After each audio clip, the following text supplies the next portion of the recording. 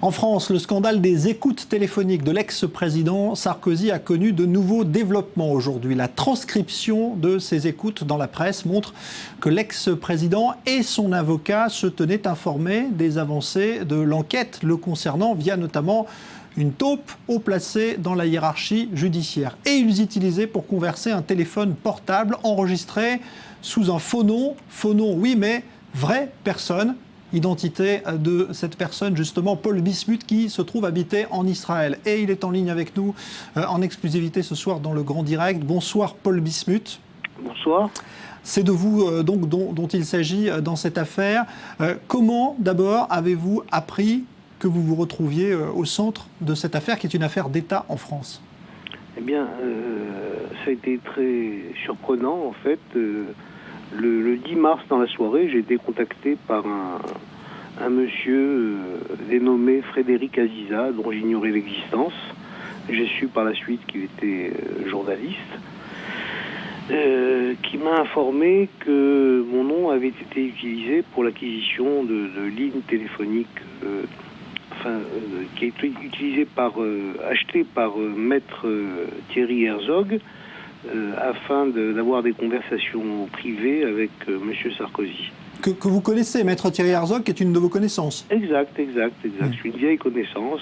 On s'est connus quand nous étions jeunes lycéens. Voilà. Donc j'ai juste suivi sa carrière au travers des médias, tout simplement par curiosité. Mais si ce n'est depuis, je n'ai plus eu de relation avec lui. Donc vous n'avez évidemment jamais été informé que votre identité... Au grand jamais, non, jamais.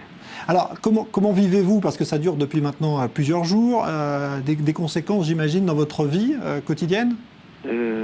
Écoutez, au début, j'ai cru à une blague. Après avoir été mis au courant de tous les détails de cette affaire, j'ai commencé à rire jaune.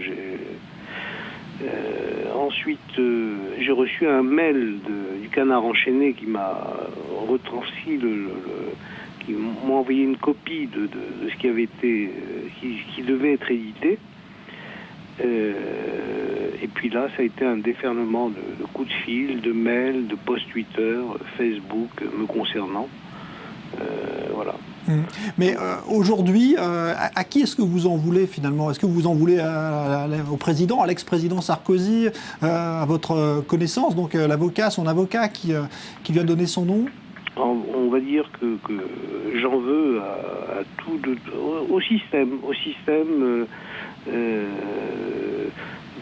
toute la bassesse politicienne qui, a priori, sans scrupule du mal qu'elle peut causer, oblige un individu X, complètement anonyme, à s'exposer sous les feux de la rampe, lui et sa famille. Aujourd'hui, est-ce que vous avez choisi justement de vous défendre et de saisir la justice pour vous protéger? Écoutez, je m'informe aujourd'hui. Ça me prend beaucoup de temps, au détriment de mes activités professionnelles. Et donc je me réserve un droit de réponse. Et si mon intégrité dans cette affaire devait être mise en cause, je pense que je vais réaliser. Pour cela, j'ai fait appel à un avocat féru de ce genre d'affaires afin de me représenter si le besoin s'en faisait sentir. Est-ce que vous avez fait l'objet de pression de quelque part que ce soit dans cette histoire?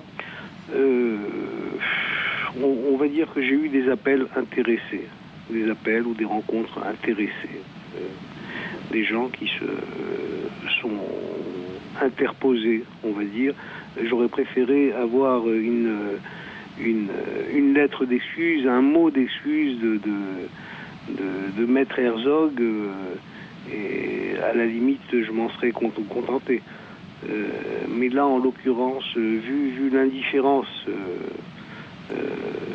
de l'individu, je veux dire, j'ai vraiment l'impression d'être un pion dans toute cette, dans ce sac de détritus.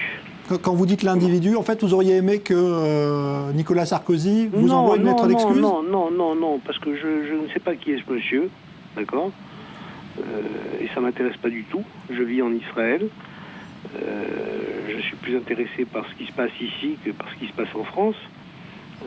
J'ai tourné une page.